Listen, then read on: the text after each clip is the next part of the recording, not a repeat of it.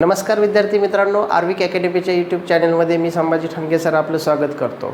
विद्यार्थी मित्रांनो, आपल्या सर्वांना माहीतच आहे की स्कॉलरशिप परीक्षा म्हणजे शिष्यवृत्ती परीक्षा जी आहे ती फेब्रुवारी महिन्यात होणार आहे आणि त्यासाठी अत्यंत कमी कालावधी राहिलेला आहे आणि आपल्याला भरपूर प्रमाणात मोठ्या प्रमाणात आपल्याला तयारी अजून करायची शिल्लक असेलच आणि त्यासाठी कमी वेळेत अभ्यास करण्यासाठी हे व्हिडिओ जे आहेत ते तुम्हाला अत्यंत उपयुक्त ठरणार आहेत.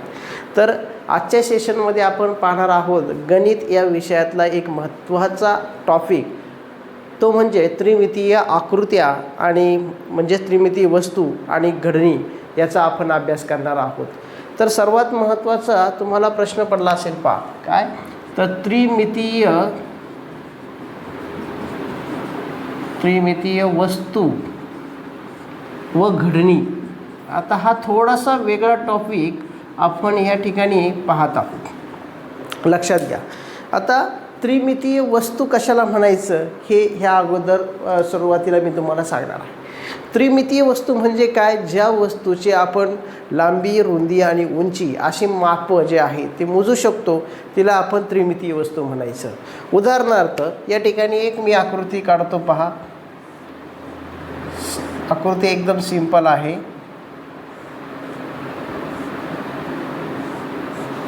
या ठिकाणी एक घनाकृती मी काढलेली आहे, पहा. ह्या घनाकृतीला किंवा घनाला ही झाली त्याची लांबी, ओके.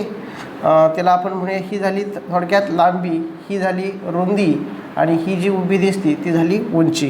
म्हणजे LBH असं मी लिहिलेलं आहे. म्हणजे लांबी लेंथ, ब्रेथ म्हणजे रुंदी आणि H म्हणजे हाईट, ओके.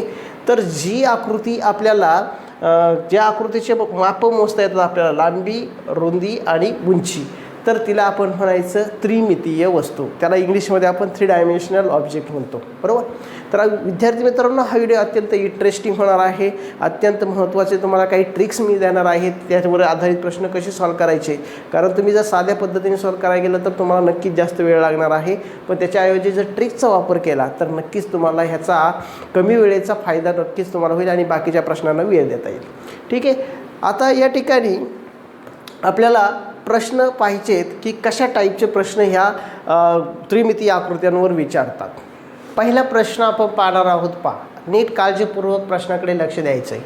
आकृतीत दाखवल्याप्रमाणे घडी घालून, आता काय विचारले, पहा. घडी घालून घनाकृती खोका तयार केल्यास, म्हणजे त्यांनी काय सांगितलं आहे, ही आकृती जी आहे ती थोडक्यात तो घन जो आहे तर घन आपण फोडून ठेवलेला आहे किंवा असं खुलून ठेवलेला आहे आणि मग त्याला जर घडी घालून पुन्हा घनाकृती जर तयार केली. घनाकृती म्हणजे कशी, तर हिला आपण घन म्हणतो, पहा. मगाशी पण मी दाखवली तुम्हाला याच्या अगोदर, ओके.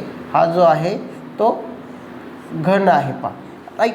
असा घनाकृती खोका, हा घनाकृती खोका मी खोलला आणि असा ठेवला तर तो असा दिसतोय असं त्यांनी सांगितलं आहे. आणि त्याला काय सांगितलं आहे, R अक्षर असलेल्या पृष्ठाच्या विरुद्ध पृष्ठावर कोणते अक्षर येईल.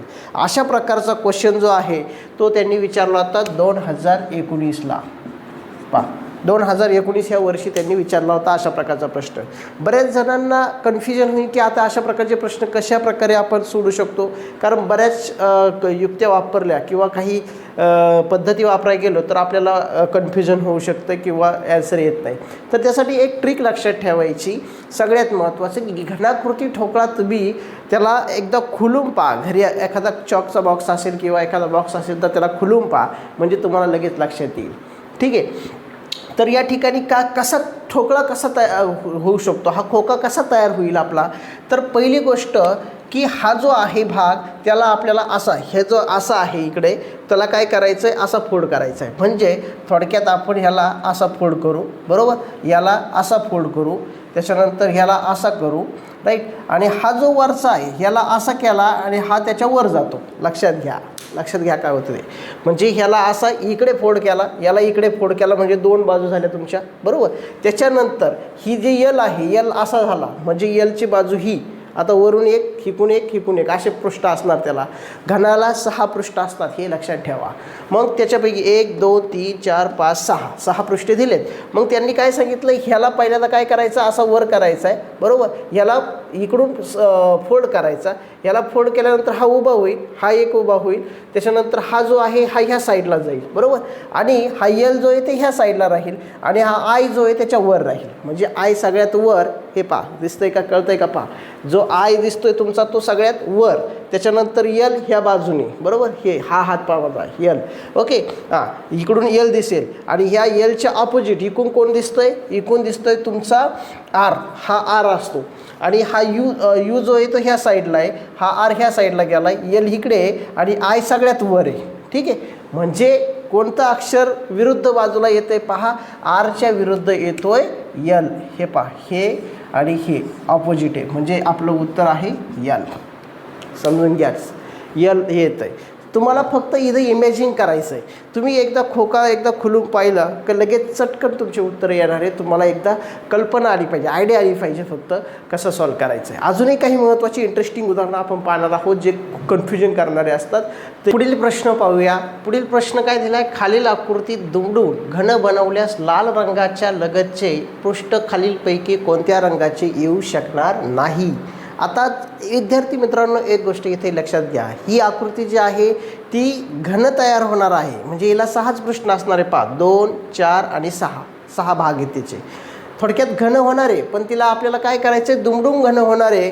आणि दुमडून जर घन झाली तर कोणत्या, त्यांनी सांगितलं लाल रंगाच्या लगतचे. लगतचे म्हणजे काय, याचा अर्थ काय होतो, लगतचे म्हणजे शेजारचे. ओके, म्हणजे शेजारचे पृष्ठ कोणत्या रंगाचे येऊ शकणार नाही. बाकीचे सगळे पृष्ठ येतील, पण लाल रंगाच्या शेजारी एका रंगाचं पृष्ठ येणार नाही आहे. तर ते कोणतं असेल, तर त्यासाठी काही ट्रिक्स इथे वापरायची. आता सगळ्यात महत्त्वाचं की ही जी आकृती आहे तिला झिगझॅग आकृती म्हणू शकतो. अशी झिगझॅग आकृती तयार झालेली आहे बरोबर. मग अशा वेळेस एक गोष्ट लक्षात ठेवायची आपल्याला की कोणत्या आकृत्या कोणत्या विरुद्ध रंगाच्या पृष्ठ असू शकतात. पृष्ठ एकदा की विरुद्ध तुम्ही जोड्या शोधल्या की तुम्हाला लगतची जोडी शोधणं सोपं जाईल. आता सगळ्यात महत्त्वाचं पहा, लाल रंग आणि इथला हिरवा रंग हे दोन्ही एकमेकांच्या विरुद्ध असणार आहेत. हे पहा, लाल विरुद्ध काय येणार आहे, हिरवा.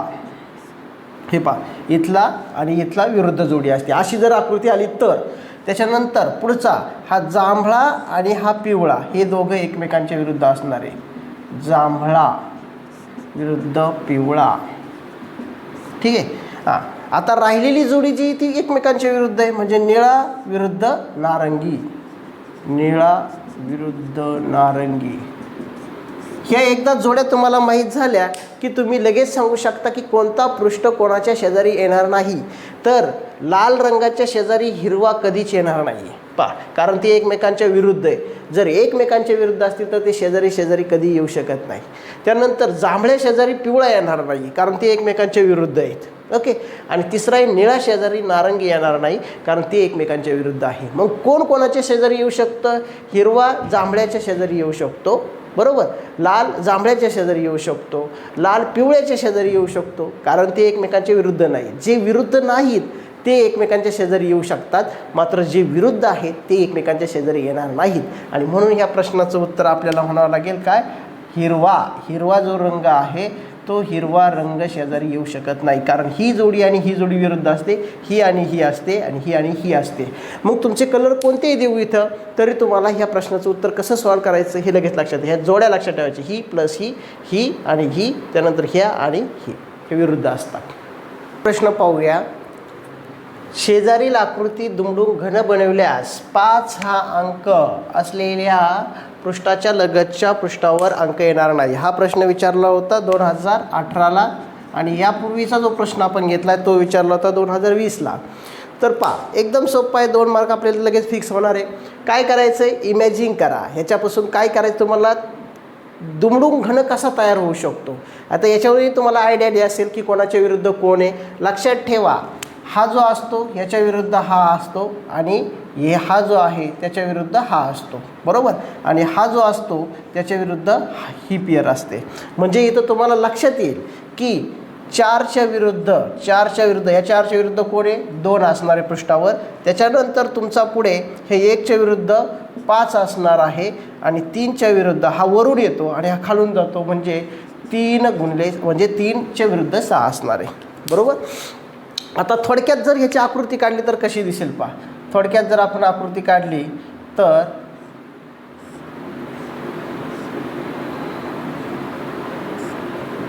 हे पहा. आता थोडक्यात याची आपण आकृती काढली तर काय दिसतोय, सगळ्यात वर कोण दिसतोय 3 म्हणजे इथं येईन 3. बरोबर.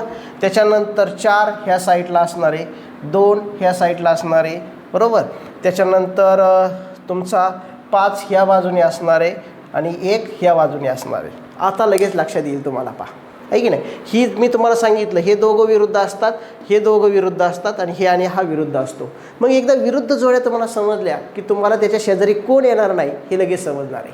पहा त्यांनी काय विचारलं होतं, 5 हा अंक असलेल्या पृष्ठाच्या लगतच्या पृष्ठावर अंक येणार नाही. लगतच्या म्हणजे शेजारी. आता 5 हा इथं आहे म्हणजे 5 कुठे जातोय आपला, 5 ह्या साईडला आहे. 5 ह्या साईडला इकडे. मग त्याच्या शेजारी कोण असणार नाही तर त्याच्या विरुद्ध अंक कधीच येऊ शकत नाही. म्हणजे 5च्या विरुद्ध कोण आहे, हा 1. बरोबर. म्हणजे आपलं उत्तर काय झालं 1. बाकीचे सगळे लगत येऊ शकतात. ओके. म्हणजे येऊ शकतात कोणताही पण 1 हा कधीच असू शकणार नाही कारण तो त्याच्या विरुद्ध आहे. बरोबर. म्हणजे त्याने तेच सांगितलं पृष्ठाच्या लगतच्या पृष्ठावर अंक येणार नाही. ठीक आहे. म्हणजे कोणता नाही येणार 1. शेवटचा प्रश्न आपण पाहूया. काय दिलेला आहे पहा. शेजारील आकृतीच्या रेषांवर घड्या घालून घन तयार केल्यास 1 या अंक असलेल्या पृष्ठाच्या विरुद्ध पृष्ठावर कोणता अंक येईल. आता लगेच उत्तर तुमचं फिक्स होणार आणि तुम्ही लगेच सांगू शकाल. चला तर काय करायचं आहे, आपल्याला जोड्या माहिती आहेत कोणाविरुद्ध कोण आहे. बरोबर. तर पहिली जोडी जी आहे ही विरुद्ध असते म्हणजे 1च्या विरुद्ध 4 आहे. त्याच्यानंतर हिच्या विरुद्ध ही जोडी आहे, आपल्याला माहिती आहे झिगझॅग आकृती आहे. बरोबर. झिगझॅग आकृतीला हाच पॅटर्न आहे. हिच्या विरुद्ध ही आणि राहिलेली कोणती आहे जोडी, तर ही जोडी आणि ही जोडी म्हणजे 3च्या विरुद्ध 6. तर लगेच विरुद्ध जोड्या सगळ्या तयार झाल्यात. लगेच काय करायचं आहे आपल्याला, 1च्या विरुद्ध कोणता पृष्ठावर कोणता अंक येईल तर 1च्या विरुद्ध हे जोड्या आहेत म्हणजे काय येईल उत्तर 4 म्हणजे हा विरुद्ध आहे. लगेच उत्तर झालं. आता ह्या चटकन अशी जर ट्रिक तुम्हाला माहीत असेल तर लगेच ह्या प्रश्नाला तुम्ही टॅकल करू शकता. आणि सगळ्यात महत्त्वाचं आपल्याला वेळ वाचवायचा आहे परीक्षेला. वेळ जो वाचवेल तोच ह्यामध्ये सक्सेस होणार आहे. त्याला स्कॉलरशिप पात्र होण्यासाठी खरा तो पात्र होऊ शकतो हे आपल्याला लक्षात येतं आहे. तर विद्यार्थी मित्रांनो, आजचा व्हिडिओ तुम्हाला कसा वाटला हे मला कमेंट बॉक्समध्ये जरूर कळवा आणि म्हणजे मी त्या रीड केल्यानंतर तुम्हाला रिप्लाय देण्याचा प्रयत्न करेन. आणि जाता जाता एक महत्त्वाचं की आपल्या आर्विक अकॅडमी ह्या यूट्यूब चॅनलला आमच्या तुम्ही सबस्क्राईब करा, शेजारी बेल आयकॉनवर क्लिक करा म्हणजे सर्वात अगोदर नोटिफिकेशन आपले तुम्हाला येतील आणि ते नोटिफिकेशन आल्यानंतर तुम्हाला आपला व्हिडिओ सर्वात अगोदर पाहता येईल. तर पुढच्या व्हिडिओमध्ये लवकरात लवकर भेटूया आणि उपयुक्त मार्गदर्शनपर व्हिडिओ तुम्हाला नक्कीच आपल्या चॅनलवरून भेटतील. तर लवकरात लवकर आपण पुढच्या व्हिडिओमध्ये भेटूया. तोपर्यंत धन्यवाद.